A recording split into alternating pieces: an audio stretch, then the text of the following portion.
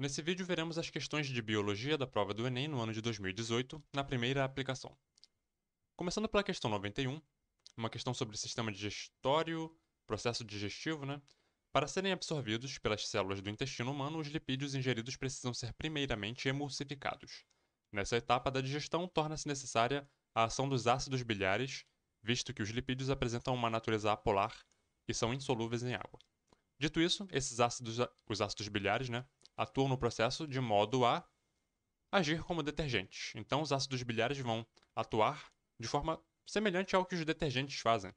Os detergentes possuem moléculas, né, que têm uma natureza, que tem uma parte dela que é hidrofílica, ou seja, entra em contato com a água, e uma outra parte que é hidrofóbica, ou seja, não entra em contato, não gosta de ficar em contato com a água.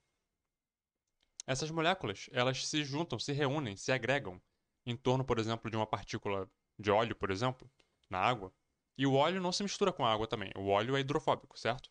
Então, diversas moléculas de detergente vão capturar essa gotícula de óleo. A parte apolar dessas moléculas vai estar em contato com o óleo e a parte polar da molécula do detergente vai estar em contato com a água. E nisso ela consegue, através, né, claro, o detergente também modifica diversas características, a tensão superficial da água, etc. E tudo isso atua nesse mecanismo de captura do óleo, né, que é a ação do detergente. Por isso que o detergente pode ser utilizado para limpar superfícies gordurosas, por exemplo, né? Porque a água não consegue tirar o óleo diretamente porque o óleo não se mistura com a água. Então, a superfície, por exemplo, que está suja de óleo, a água vai passar direto e não vai levar o óleo junto. Mas o óleo incrustado, né? Mas o detergente consegue capturar esse óleo, né? O detergente, por sua vez, se mistura com água e assim a superfície fica limpa. A questão 93 vai falar sobre corredores ecológicos, que visam mitigar os efeitos da fragmentação de ecossistemas, promovendo ligação entre diferentes áreas, com o objetivo de proporcionar o deslocamento de animais, etc., dentre outras funções. Bom, nessa estratégia, a recuperação da biodiversidade é efetiva porque, então, a estratégia, né, de utilização de corredores ecológicos para religar áreas fragmentadas, né, teria ali então uma vantagem porque propicia o fluxo gênico entre as espécies de seres vivos, tanto animais quanto vegetais, que habitam aquela área que foi fragmentada, né, e que agora vai ter ali áreas geográficas, né, partes que vão conectar um fragmento a outro e com isso o fluxo gênico pode acontecer. Aquela questão citava o Ministério do Meio Ambiente como referência, né? Então eu fui lá no site do Ministério do Meio Ambiente e procurei algum material que tivesse a ver com corredores ecológicos. Achei essa apostila aqui bem interessante, 191 páginas, então assim, um trabalho bem profundo, né? Bem completo. E vou colocar link para isso aqui na descrição para quem quiser consultar com mais profundidade. Eu só queria mencionar uma coisa que tem aqui, logo na página 20, né? Que são alguns conceitos de corredor ecológico que esse material aqui vai apresentar. Então, por exemplo, segundo Conservation International 2000, corredor ecológico é uma grande região onde estão preservadas significativas extensões de áreas naturais, preferencialmente de forma contínua, diminuindo o isolamento entre os indivíduos de uma mesma espécie. Interessante, né? Um outro conceito, por exemplo, SNUC, tem a ver com unidades de conservação. São porções de ecossistemas naturais ou seminaturais ligando unidades de conservação que possibilitam entre elas o fluxo de genes, fluxo gênico. Interessante, né? Enfim, são diversos conceitos aqui diferentes, né? Com perspectivas, né, diferentes sobre o corredor ecológico, alguns mais específicos em relação enfim, a uma finalidade estratégica do corredor ecológico, né, que é uma ferramenta estratégica mesmo em conservação. Então, assim, recomendo a leitura, né, desse material aqui. A questão 95 traz um tema super complexo, é um tema da citologia, é um tema que exigiria um aprofundamento muito, né, é um tema muito complexo, muito complicado, e eu não vou me comprometer aqui com aprofundamentos, né, nesse sentido. Eu vou colocar alguma leitura na descrição e recomendo pesquisa, né, para quem se interessar, para quem sentir que tem dificuldade nesse tema aqui, pesquisar realmente leituras, livros, videoaulas sobre isso aqui, porque é um tema importante e complicado. Então, no ciclo celular atuam moléculas reguladoras, dentre elas a proteína P53, que é ativada em resposta a mutações no DNA. Então, assim, uma mutação no DNA, ela geralmente, né, via de regra, é considerada um dano, né, porque a gente não quer que o nosso DNA sofra mutações. Porque, em geral, ah, mutações são deletérias, né, são mutações que vão trazer danos, estragos. Então, a gente tem essa proteína e outras também, né, envolvidas justamente em impedir que isso aconteça. Uma vez que acontece um dano no DNA, uma mutação, né, enfim, essa proteína vai ser ativada, evitando a progressão do ciclo até que os danos sejam reparados. Então, assim, esses danos precisam ser reparados. E para isso, essa proteína para o ciclo celular, a célula, né, não vai entrar numa etapa lá de dividir, né, de replicar o DNA, esse DNA, enfim, mutado, né, danificado, ela vai bloquear o ciclo e não vai deixar avançar. Ou ela pode, inclusive, se não tiver jeito de consertar esse DNA, induzir a célula à autodestruição, à apoptose. A ausência dessa proteína, P53, poderá favorecer um dos problemas que a gente está sempre aí em discussão, né? Proliferação celular exagerada, resultando na formação de um tumor, que é o câncer, né? Então essa proteína ela percebe que o DNA sofreu uma mutação, aquela mutação poderia levar a célula a começar a se replicar de forma descontrolada, né? Formando um tumor, o câncer. Então essa proteína ela tem uma função ali de proteger, né, contra o câncer, certo? Então a ausência dela seria um fator de risco para câncer. A questão 96 também traz um tema complicado. Repara que ela traz um texto enorme e um gráfico complicado também. Antes de eu entrar nessa questão aqui, nessa discussão, que tem a ver, né, com como o próprio título, o próprio texto coloca aqui, visão tricromática, né? Antes de eu entrar nessa discussão, eu queria só apresentar uma coisa aqui. Eu estou aqui, né, na minha tela com esse círculo branco aqui. Eu acho que todo mundo está conseguindo ver, né? E desse círculo branco eu vou extrair cores dele. Parece mágica, mas não é. Olha só. O que era branco agora é amarelo e azul. E o que era amarelo agora vai ser vermelho e verde. Isso aqui é o sistema R de red, né? RGB, né? Green de verde e B de blue. RGB.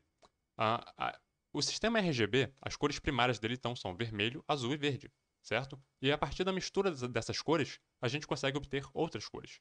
Então, quando eu misturo, por exemplo, no sistema RGB, a vermelho e verde, eu obtenho o amarelo. Se eu misturar o vermelho com o azul, eu obtenho esse meio rosado aqui, né? E se eu misturar o verde com o azul claro, né? Ciano que chamam. Enfim, os nomes das cores eu, enfim, confundo um pouco, mas enfim. E se eu misturar as três, observa aqui, eu vou obter no final das contas, né? Um branco aqui. Quando eu tenho vermelho, azul e verde, eu obtenho o branco. Diferente lá daquelas cores que a gente aprende no ensino fundamental, né, na educação artística, quando você mistura todas as cores você obtém o preto.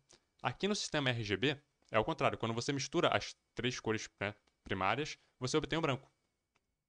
E a ausência dessas cores seria então o preto. Vamos.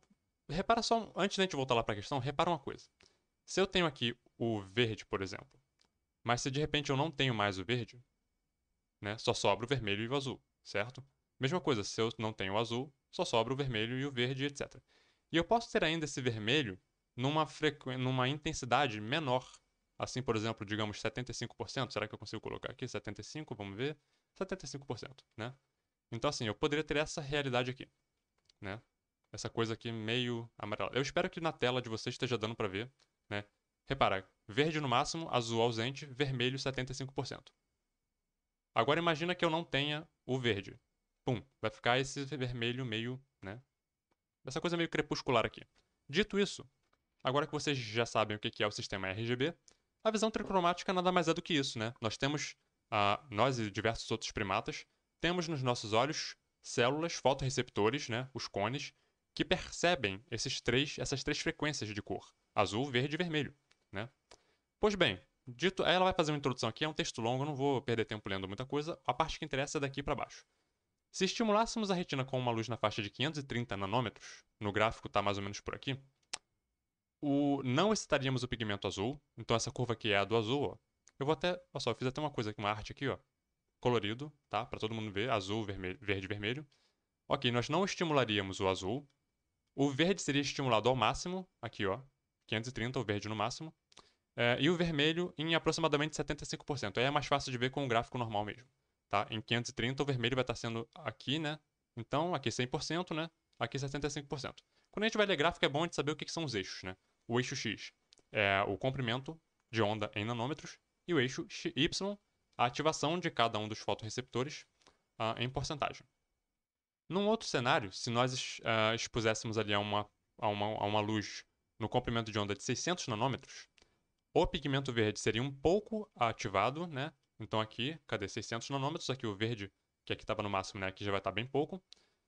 O vermelho, o azul não seria de novo, né? Então o azul, em momento algum, o azul entrou na discussão. E o vermelho em 75% de novo. E para isso aqui eu chamo a atenção. Nos dois cenários, o vermelho foi ativado em apenas 75%. Né? O que mudou foi a intensidade do verde. Aqui no 1 o verde estava no máximo, no 600 o verde estava, né, bem menos. Dito isso, No primeiro cenário, uma pessoa normal veria uma cor amarelada, no segundo, uma cor, né, com o verde menos intenso, uma cor laranja avermelhada. Agora imagine uma pessoa com daltonismo, né, em que um ou mais pigmentos não funcionam. Então aqui de novo, né, as coisinhas coloridas. Caso estimulássemos a retina de um indivíduo com daltonismo, que não possuísse o pigmento conhecido como verde, a curva do meio, né, com as luzes, aquelas que foram experimentadas lá, esse indivíduo seria incapaz de qual era o macete aqui, né? No texto está dizendo, né, deu todos os elementos para a pessoa entender o que iria acontecer.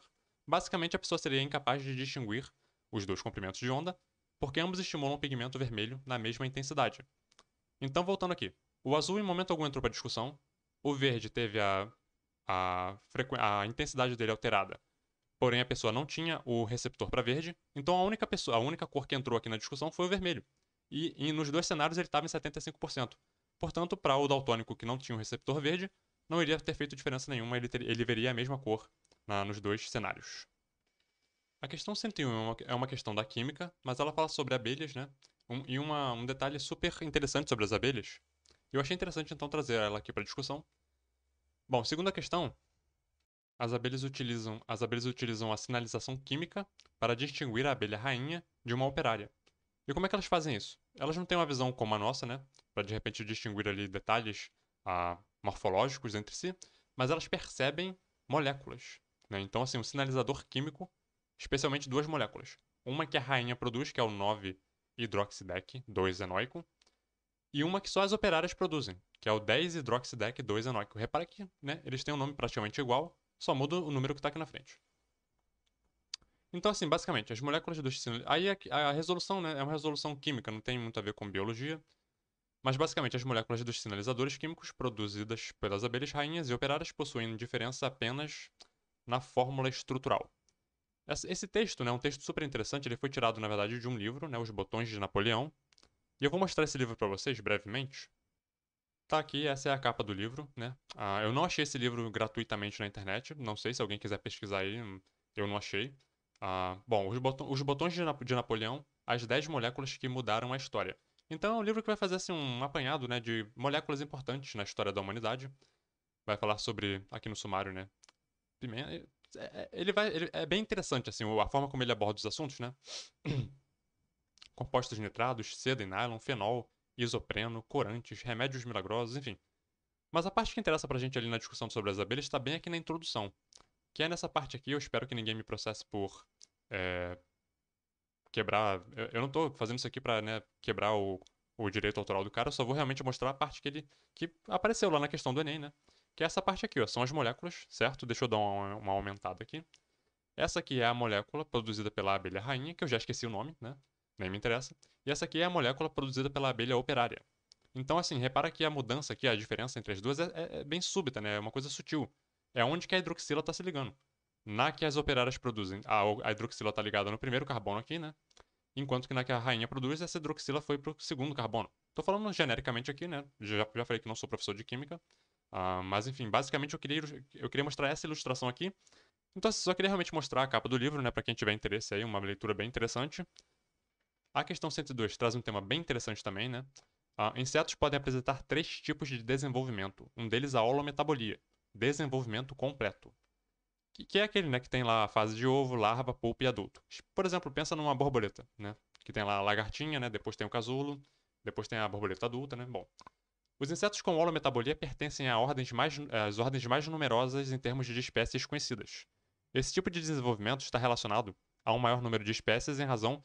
Basicamente, o que esse comando aqui está insinuando é que existe uma vantagem evolutiva na holometabolia, que levou, né, a uma grande diferenciação, a um grande predomínio de grupos que têm esse tipo de desenvolvimento. E qual seria então essa vantagem?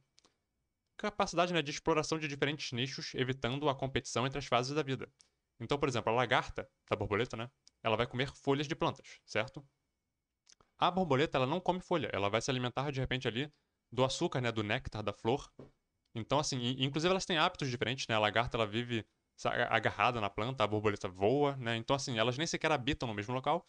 Elas estão realmente vivendo em nichos diferentes e não estão competindo entre si. Essa seria a vantagem, uma das vantagens, né, da holometabolia. Evitar competição entre indivíduos de uma fases de vida, entre as fases da vida dos indivíduos de uma espécie. Aqui eu coloquei alguns exemplos, os outros tipos de desenvolvimento, né? A ametabolia, quando não existe mudança, né? O inseto cresce e não muda, né? A anatomia dele continua a mesma. Então, por exemplo, a traça, aquela traça comum mesmo de livro, né? Repara que a tracinha pequenininha lá, recém-nascida, ela tem o mesmo formato corporal do adulto, né? A diferença aqui provavelmente é que o adulto é maduro sexualmente. Aquela tracinha menorzinha não é. Bom, desenvolvimento M-metábolo. Quando a gente pensa em M, a gente pensa em parcial, né? Então aqui rola uma mudançazinha, né? Existe uma fase de ovo e existem então as ninfas, né? Diversos instares de ninfas, que são formas intermediárias, não aladas, então elas não voam, e não são também maduras reprodutivamente. O adulto, então esse aqui, por exemplo, é um percevejo, né? O adulto é alado, voa e se reproduz, né? É maduro sexualmente. As ninfas não voam e não são maduras sexualmente. Então, M-metabolia. Exemplo, percevejo. A holometabolia, como a gente viu lá na questão, eu trouxe o exemplo da borboleta também, né? Tem a lagarta, tem a pulpa, que a gente chama de casulo, né? E depois do casulo sai a borboleta alada para viver, né? Pouco tempo, mas uma vida intensa. A questão 104 traz um texto longo, né? Eu não vou nem. Boa sorte para quem quiser ler aí, pausa o vídeo, mas eu não vou ler.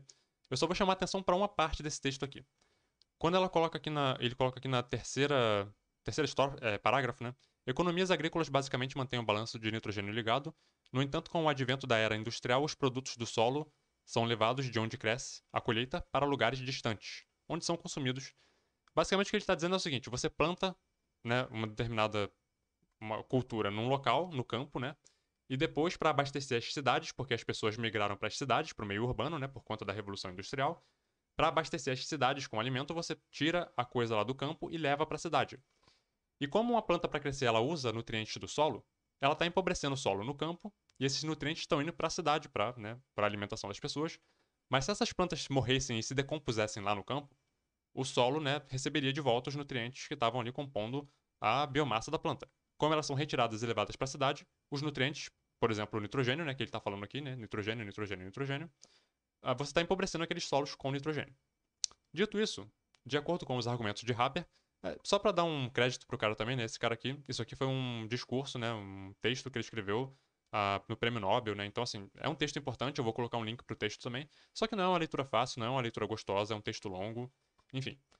Qual fenômeno teria provocado o desequilíbrio no balanço do nitrogênio ligado? Basicamente aquilo que a gente discutiu, né, a intensificação do fluxo de pessoas do campo para as cidades, levando, né, a esse empobrecimento dos solos na região agrícola, né, onde são feitas as plantações. Questão 105 é uma questão de botânica. A polinização que viabiliza o transporte do grão de pólen de uma planta até o estigma de outra pode ser realizada biótica ou abioticamente, né? Abioticamente, por exemplo, por água, pelo vento, etc. A estratégia evolutiva que resulta em polinização mais eficiente quando essa depende do vento, que é a nemofílica, né? A nemofilia, seria então uma planta que depende do vento para dispersar, né, o pólen dela, para que o pólen dela chegue no estigma de uma outra planta. Uma estratégia interessante seria o aumento do número de estames. Para quem caiu de paraquedas aqui e nunca viu botânica na vida, não sabe o que é um estame, né? A flor, ela possui a parte reprodutiva dela, que tem os estames e um estigma, né? Os números podem variar, pode ter mais estame, menos estame, enfim. Mas o ponto é, o estame são essas partezinhas aqui meio amareladas, onde é produzido o grão de pólen, né? Então, assim, eu não estou dizendo que essa planta aqui ela que o grão de pólen é levado pelo vento, nada disso. Essa foi uma imagem que eu peguei na internet só para ilustrar o estame, né? O que é o estame. E, então, assim, uma planta que depende que o vento bata nesses estames e leve o grão de pólen à distância, ela poderia contar com diversas estratégias. Uma primeira delas, aumentar o número de estames, aumentando a quantidade de pólen, né, disponível.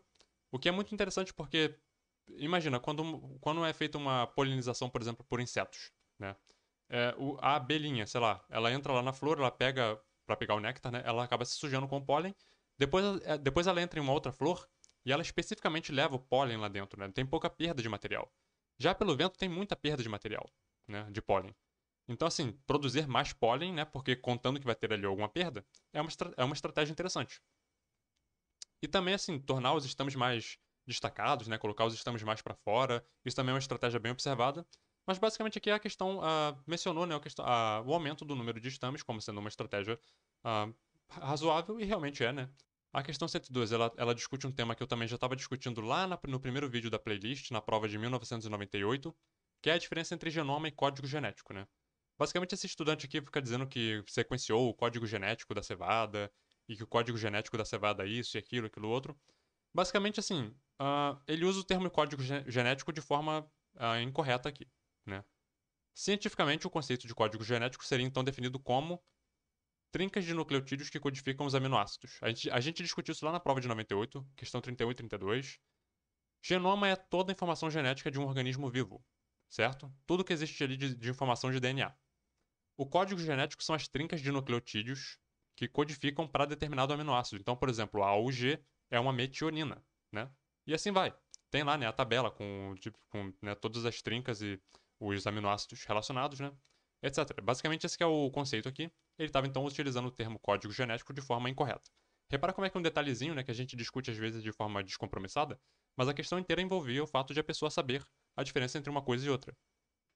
A questão 114 diz: o nível metabólico de uma célula pode ser determinado pela taxa de síntese de RNAs e proteínas, processos dependentes de energia.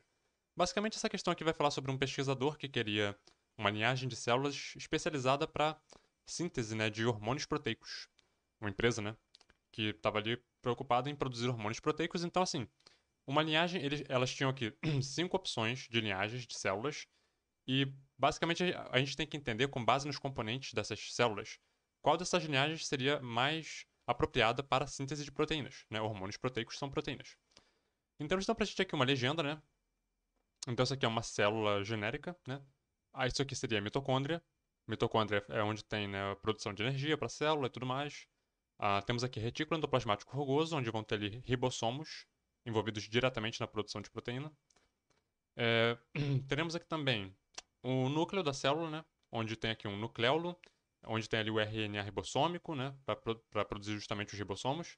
Temos o DNA na forma de eucromatina e heterocromatina. A eucromatina é o DNA na conformação que é efetivamente transcrita, né, em RNAs mensageiros que vão depois ser traduzidos em proteína. Bom, dito tudo isso, qual linhagem então, dentre essas aqui, e conhecendo, né, todos esses componentes, qual deveria ser escolhida pelo pesquisador que seria mais apropriada para a síntese de proteínas, né, que teria maior nível metabólico?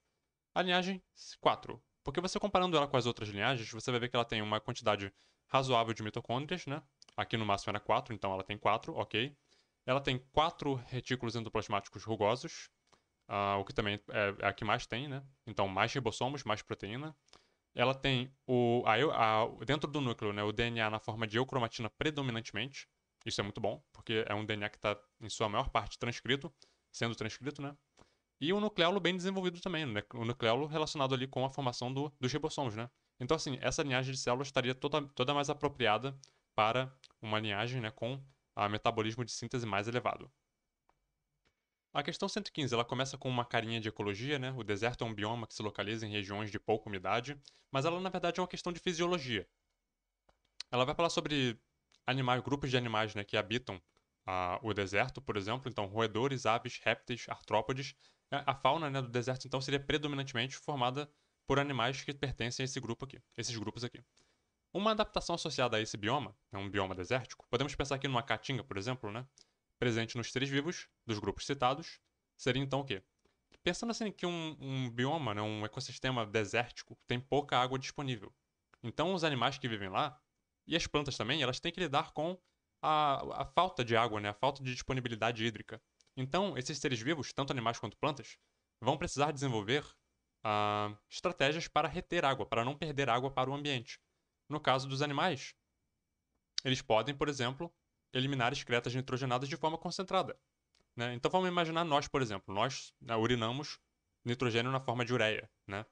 Se a gente ficar muito tempo sem beber água, por exemplo, porque, né, estamos num local que não tem água, o nosso corpo vai começar a se adaptar, reter água, né, os rins vão começar a reabsorver líquidos, e a nossa urina vai sair mais concentrada, ela sai mais amarelada e com um odor mais forte. Porque nós estamos num processo ali, né, de retenção de água, nós estamos eliminando menos água. Já quando a gente tem abundância de água, né, e consumimos bastante água, a urina sai mais clara, por quê? Porque o componente nitrogenado da urina, que é a ureia, está mais diluída, né? Tem mais água, né, para ela se diluir, portanto fica menos concentrada. Então esses animais aqui estão num ambiente com pouca água, eles precisam reter mais água, portanto as excretas nitrogenadas saem mais concentradas com menos água. A questão 120 falou sobre especiação. Um pesquisador aqui que estava estudando ali algumas populações de orquídea de uma mesma espécie, né, teoricamente de uma mesma espécie. Entretanto, ele percebeu que essa espécie de orquídea, essas diferentes populações dessa espécie de orquídea, Epidendrum denticulatum, não está, em alguns locais a polinização não acontecia. Isso já indicaria ali um início, né, de um processo de especiação. O nosso conceito de espécie que a gente usa na biologia é o seguinte: dois seres vivos que conseguem reproduzir e gerar descendentes férteis, né? Que seja híbrido, mas que seja fértil, que seja capaz também de se reproduzir, gerando novos indivíduos, esses indivíduos são da mesma espécie. Esse é o conceito biológico de espécie. Ele é um conceito bom, ele é útil, né? Enfim, cientificamente, didaticamente, mas ele tem suas limitações. E a gente vai. Talvez eu não entre tão profundamente na discussão, eu vou colocar um link para um texto, que é esse texto aqui que foi usado na questão, e aí recomendo fortemente que quem estiver assistindo e tem interesse, leia, né? Mas mantendo aqui, voltando para a questão, né? Então esse pesquisador realizou cruzamentos entre 9 populações. E no diagrama estão os resultados desses cruzamentos. Vamos dar uma olhada nesse diagrama? Bom, então resultado dos cruzamentos. As setas inteiras, como está aqui na legenda, é uma polinização bem sucedida. As setas pontilhadas é uma polinização inviável. E cada ponto desse é uma localidade onde ele fez ali uma amostragem, né? Um experimento. Então vamos tomar, por exemplo, PET, itirapina e alcobaça. Repara como é que PET e itirapina, nem o grão de pólen consegue polinizar plantas em itirapina, nem o grão de pólen das plantas de itirapina conseguem polinizar plantas em PET. Já PET e alcobaça, repara só. PET consegue polinizar plantas em alcobaça consegue polinizar plantas em PET. Interessante, né? Agora, repara que alcobaça e itirapina também se polinizam nos dois sentidos, né? Itirapina consegue polinizar alcobaça e alcobaça consegue polinizar itirapina. O interessante é que PET e alcobaça se polinizam perfeitamente. A PET e itirapina não se comunicam mais, não se polinizam mais, mas itirapina e alcobaça se polinizam de forma natural. O que eu acho curioso é que é o seguinte: itirapina consegue polinizar alcobaça, mas não consegue polinizar PET. PET consegue polinizar alcobaça, mas não consegue polinizar itirapina. Mas itirapina e alcobaça ainda, né, tem fluxo gênico. Eu acho isso aqui curioso, né? Porque, assim, seria de se esperar que itirapina também em algum momento aqui perdesse, né? Por ela não ter mais comunicação com PET, né? Fluxo gênico com PET, seria de se esperar também que ela não tivesse mais com a alcobaça. Mas a alcobaça, que tem um fluxo gênico ainda perfeito com PET, tem também um fluxo perfeito com itirapina. Eu achei isso aqui curioso, acho interessante, né? Uma reflexão. Mas basicamente a ideia aqui desse diagrama é esse, né? A gente consegue determinar onde que o processo de especiação está mais avançado. Em populações de quais localidades se observa um processo de especiação evidente? Basicamente vai girar em torno disso, né? Por exemplo, alcobaça não consegue mais polinizar marambaia e marambaia não consegue mais polinizar alcobaça. Sinal que já não tem mais fluxo gênico, né? Então, assim, já especiou, né? Partindo do princípio, né, do conceito biológico de espécie. Itirapina e PET também já não tem mais fluxo gênico entre essas populações, então já especiou, né? Já tem um processo evidente de especiação. Basicamente, essa que era então a resposta, né? Itirapina e PET, alcobaça e marambaia. O texto que foi fonte, né, daquela questão é esse aqui, Os Primeiros Passos de Novas Espécies, da revista Pesquisa Papesp. Plantas e animais se diferenciam por meio de mecanismos surpreendentes. Eu não vou entrar em nenhum detalhe aqui do texto, recomendo que cliquem no link aí na descrição para ler. Basicamente, aqui nesse texto, né, os autores vão detalhar, né, todos os detalhes daquela problemática lá que foi discutida na questão. É um texto que não é um texto curto, mas também não é um texto tão longo assim. Ele é apenas tão longo quanto, né, a complexidade do tema exige que ele seja. Portanto, eu acho que é uma leitura completamente factível, né? Aqui está a imagem, por exemplo, lá da questão, né? Colorida. Vamos tentar dar um zoom aqui. Aqui, ó. Lá o diagrama que a gente viu lá, né? Aqui está coloridinho, claro, tem mais detalhes também, né? Aqui a gente já vê porcentagens, por exemplo. Então, assim, quem tiver curiosidade de saber um pouquinho mais de detalhes sobre essa questão, tá aqui um mapinha, né, das localidades, ó. PET, Pão de Açúcar, Setiba, Alcobaça, Olivença. É um mapa normal, né? É um mapa real, digo. São Paulo, Bahia, Rio de Janeiro. Enfim. Quem tiver mais curiosidade, de saber mais detalhes aqui sobre essa pesquisa, lê aqui no texto. Eles vão discutir aqui a questão do conceito biológico de espécie, vão discutir também um caso de bromélias, que tem um caso parecido com aquele que eu estava falando lá, né, sobre uma população que cruza com uma, mas não cruza com outra, mas a outra cruza com a outra. Essas confusões que surgem, né, quando a gente vê que a realidade ela é muito mais complexa do que os nossos conceitos e os nossos postulados, as nossas leis científicas, né? A realidade ela é muito mais complexa que isso, e a natureza vive jogando isso na nossa cara da maneira mais surpreendente possível. Então eu recomendo muito a leitura aqui do texto. Questão 121, ainda dentro dessa atmosfera de ah, híbridos, né, de espécies e tudo mais. O cruzamento de duas espécies da família, né, das Anonáceas e a frutapinha, enfim, resultou em uma planta híbrida denominada Atemoia. Então, assim, misturou chirimoia, né, com frutapinha, deu a Atemoia. Recomenda-se que o seu plantio seja por meio de enxertia. Quem não sabe o que é enxertia, recomendo dar uma pesquisada aí, mas basicamente eu vou tentar dar uma explicadinha breve aqui. Bom, um dos benefícios dessa forma de plantio, então, seria o quê? A enxertia é uma forma de clonagem, se a gente considerar, né? Se a gente for olhar de forma bem objetiva, assim. Então, o benefício seria a manutenção do genótipo da planta híbrida. A planta híbrida eles obtiveram a partir de um cruzamento que muitas das vezes assim não é fácil de se fazer, por exemplo. Então, eles obtiveram aquela planta híbrida e como não é um cruzamento fácil de se realizar, eles pegam aquela que deu certo e querem, né, enfim, fazer, né, com que esse genótipo se multiplique, né? E que maneira melhor de fazer isso do que com clones? Então eles fazem a enxertia, que é você tirar uma parte, um pedaço da parte aérea da planta, por exemplo, um galho, e enxertar, né, pegar um pedaço ali do caule daquela planta com o galho. O que interessa pra gente é o galho, porque aqui vão ter as gemas, né, que tem a genética da planta que a gente quer. É daqui que vão surgir frutos, flores, frutos, né, com sementes e tudo mais. Então assim, o genótipo da planta está intacto nessa gema aqui que foi retirada. E é essa parte aqui que vai ser depois introduzida no caule de uma outra planta, né, que vai ceder apenas o caule. O caule da outra planta vai ser apenas uma base para a enxertia, certo? Então, assim, a gente vai ignorar o genótipo da outra planta que só cedeu o caule. O genótipo dela não vai contar para, né, para enxertia aqui. O que vai contar é a parte que foi enxertada. E aqui o genótipo daquela planta. Imagina, de uma planta a gente pode tirar vários galhos, né, vários ramos, e enfim, produzir diversos indivíduos por enxertia, né, a partir de um único indivíduo. Por isso que eu acho que é interessante essa técnica aqui, né? Quando você tem poucos exemplares, poucos espécimes de uma espécie e você quer, enfim, né, multiplicar esse número. E às vezes as sementes, né, têm um potencial de germinação baixo, coisas desse tipo. Basicamente essa que é a ideia aqui, né? Enfim. Questão 123, uma questão sobre parasitologia. A utilização de extratos de origem natural tem recebido a atenção de pesquisadores em todo o mundo, principalmente em países em desenvolvimento, como é o caso do Brasil, né? Que são, né, acometidos por doenças infecciosas e parasitárias. Um bom exemplo dessa utilização são os produtos de origem botânica que combatem insetos. Então a pessoa já pode começar a pensar em parasitoses que envolvem em algum momento ali um inseto, provavelmente, possivelmente não um inseto vetor. O uso desses produtos pode auxiliar no controle de qual dessas doenças aqui que vai ter aqui um inseto envolvido. A leishmaniose, né, que é transmitida pelo vetor flebotomínio, que é o mosquito palha. Então, assim, repara como é que é importante, né? Toda parasitose tentem sempre lembrar do agente etiológico, quem causa a doença, né? O possíveis insetos vetores, né? Possíveis vetores em geral, não apenas insetos. Relação de hospedeiros, né? Hospedeiro definitivo, hospedeiro intermediário. E algumas partes, né? Alguns detalhes sobre o ciclo do agente etiológico também são interessantes da pessoa saber.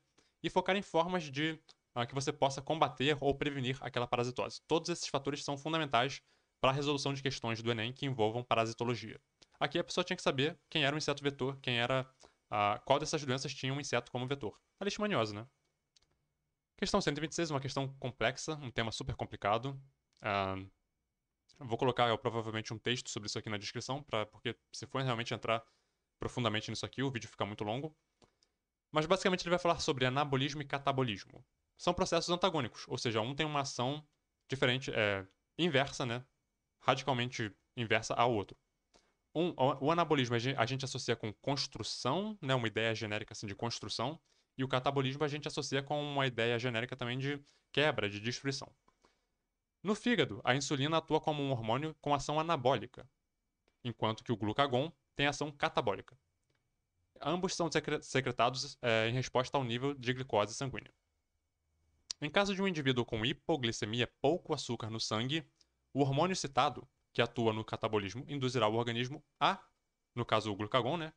Ele vai induzir o organismo a estimular a utilização do glicogênio. Então, o glucagon, que tem a atividade catabólica, ele vai atuar quebrando, induzindo, né, estimulando a quebra de uma molécula. Lembra que eu falei que o catabolismo a gente associa com quebra, com destruição, e o anabolismo com construção, né? Então, o glucagon, que é catabólico, vai quebrar moléculas complexas de glicogênio em glicose, para que essa glicose possa ir para o sangue e abastecer células nos tecidos com energia, certo? Então, se o glucagon atua em cenário de hipoglicemia, a insulina vai atuar num cenário de hiperglicemia. Quando tem muito açúcar no sangue, a insulina atua reduzindo a quantidade de açúcar no sangue. Esse açúcar, então, é passado para as células, né, para seguir ali as vias, né, de metabolismo da glicose, para produzir, inclusive, glicogênio. A questão 130 é uma daquelas questões de genética onde a gente tem que inferir grau de parentesco através de um diagrama como esse aqui. E, enfim, eu sempre encorajo, né, quem esteja assistindo ao vídeo, uma vez que você aprende isso aqui, você não erra mais esse tipo de questão. Mas eu tenho que alertar que essa questão aqui, ela tinha um detalhezinho que a pessoa tinha que prestar atenção. Então, basicamente, eles tinham uma árvore matriz, né, que tinha sementes nela. Então, a gente pegou uma semente, certo? E uma árvore matriz. A gente sabe que essa árvore, ela é a mãe, né, dessa semente. Mas a gente quer saber quem é o pai. Qual foi a árvore que doou o pólen, então DP, doador de pólen, para ter formado essa semente aqui. A ideia é essa. E para descobrir isso, eles usaram dois locos, né, o loco A e o loco B, e para cada loco uma série de alelos. Então, loco A, alelo 1, 2, 3, 4, loco B, alelo 1, 2, 3, 4, 5. Isso dá uma complicadinha, mas não chega a ser o fim do mundo. Repara que a planta matriz, né, a M, ela é, para o loco A, heterozigota, ela tem o alelo 1 e o alelo 3. A semente, para o loco A, ela tem o alelo 1 e o alelo 2. Ué, se a semente tem o alelo 1 e o 2, o 1 ela pode ter dado da matriz, né? Mas o 2 a matriz não tinha. Então ela tem que ter recebido o alelo 2 do pai, digamos assim, né? Vamos colocar aqui o pai, né? Então quem é dos doadores de pólen que tinha esse alelo 2 para ter passado ele para a semente 1? O DP2 e o DP5. Portanto, eles dois são candidatos à paternidade. Olhando o loco B, por outro lado, a gente vai ver aqui que a semente 1 ela é homozigota no loco B, né? Para o alelo 3. Ela tem duas cópias desse alelo 3. Como é que a gente sabe isso? Porque, né, apareceu a mesma banda aqui. Enquanto que a matriz, ela é heterozigota, ela tem o alelo 3 e o alelo 4. Então esse detalhezinho de saber, né, que se tivesse uma banda só era homozigoto e se tivesse duas bandas era heterozigoto, era esse que era o pulo do gato para resolver isso aqui. A progênie S1 recebeu o pólen de qual doador, enfim. E só para fechar aqui, né, no loco B, portanto, se a S1 ela é homozigota para o alelo 3, a matriz tinha alelo 3. Então ela passou um alelo para S1. Mas o outro alelo tem que ter vindo do pai, né? Então quem é que tinha o alelo 3 para passar para S1? DP5. Eu vou colocar outra parte aqui, mas aí já é a resolução da questão.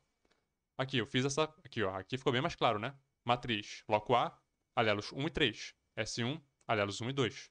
Quem é que tinha o 2? Aqui, ó. DP5 era homozigoto para o alelo 2, no loco A. Então ele passou um alelo aqui para a semente, né? Enquanto que pro loco B, S1 era homozigoto para o loco 3. A matriz tinha o 3, né? O alelo 3. Mas o outro alelo 3 ela tem que ter recebido do pai. Quem passou? DP5, que era homozigoto também para o alelo 3 no loco B.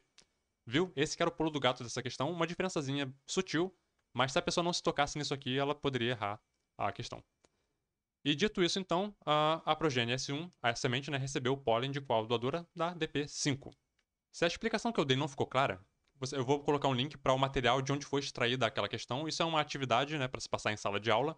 Dispersão do pólen entre pequizeiros, uma atividade para a genética no ensino superior. E aqui são 10 páginas onde vai ser detalhado, né, toda a metodologia, todos os procedimentos, para o professor poder guiar a turma, né, para chegar àquele resultado lá que a gente chegou, né? Então, assim, aqui vai ter todo o material, toda a discussão. Se você não entendeu com a minha explicação lá, clica no link aí, vem aqui para olhar o material e aqui você vai ver com todos os detalhes, né, toda a metodologia, aqui o fruto do Pequi, né? Enfim, aqui o mapa, né, as árvores, matriz, por exemplo. Vê que na atividade mesmo, a real, tinha 3 matrizes, né? Tinha M1, matriz 1, matriz 2 e matriz 3. E tinha 8 doadores de pólen. Lá a gente só viu 5, né? Então esse aqui seria um mapa da localização geográfica, vamos colocar assim, né? Espacial das árvores. E tudo isso, né? Conta, né? Pra discussão lá na aula. Aqui as eletroforeses, né? Enfim, recomendo dar uma clicada aí e dar uma olhada no material direto, que aí você com certeza vai entender melhor. E por fim, temos aqui a questão 134. Ela vai dar pra gente aqui essa imagem, né, essa figura. com dois processos. Um processo 1, no qual CO2 e água é transformado em combustíveis reduzidos e oxigênio. Interessante, né? O que produz oxigênio que a gente sabe? E um processo 2, onde combustíveis reduzidos e oxigênio são transformados em CO2 e água. Tem um processo no nosso corpo que quebra, né, glicose e transforma em CO2 e água. Qual que é? Bom, então a gente já sabe que o processo 1 a gente pode inferir que as plantas pegam, né, CO2 e água e transformam em combustíveis reduzidos aqui, pensa em glicose, né, o açúcar, e oxigênio, certo? E o processo 2 seria então a quebra da glicose com o uso de oxigênio, transformando então essa glicose em CO2 e como a água como um produto desse processo. Sabendo que o processo 1 é a fotossíntese e o processo 2 é a respiração aeróbica, nesse ciclo, a formação de combustíveis, quem que está formando combustível aqui? Processo 1, combustíveis reduzidos. Está vinculada à conversão de energia. Aí a pessoa tem que saber, né, do que se trata a fotossíntese, né? Energia eletromagnética em química. Como assim energia eletromagnética? A energia do Sol, né, os fótons, que são frequências de luz que compõem o espectro eletromagnético, né, na frequência do visível, eles vão estimular os cloroplastos das plantas, né, através de reações ali atuando, né, com transporte de elétrons. Toda essa dança de elétrons nos cloroplastos vão levar, na fase escura da fotossíntese, né, à formação de glicose, de açúcar, que é um combustível, certo? Portanto, contém energia química. Então você pega uma molécula inorgânica como o CO2 e através de toda aquela dinâmica ali da fotossíntese na fase clara, fase escura, esse CO2 vira o açúcar, que é um combustível reduzido. E como produto, o oxigênio. Então, energia eletromagnética, né? Luz do Sol agindo nos cloroplastos, a cadeia transportadora de elétrons, né? Fase clara da fotossíntese, depois fase escura da fotossíntese, que também chama de fase química, né? Interessante. Então, energia eletromagnética se transformando em energia química. Enfim, não achei essa questão tão complicada assim, mas né, é interessante a pessoa ter bem assimilado o que é cada fase da fotossíntese, o que está acontecendo em cada uma das fases. E aqui a pessoa né, teria também que ter dois momentos, né? Saber qual que era o processo 1 e o 2, e depois saber né, o que está acontecendo no processo 1, porque é ele que está formando os combustíveis reduzidos. Então ficamos por aqui. Nos vemos no próximo vídeo para discutir a prova de 2018 PPL.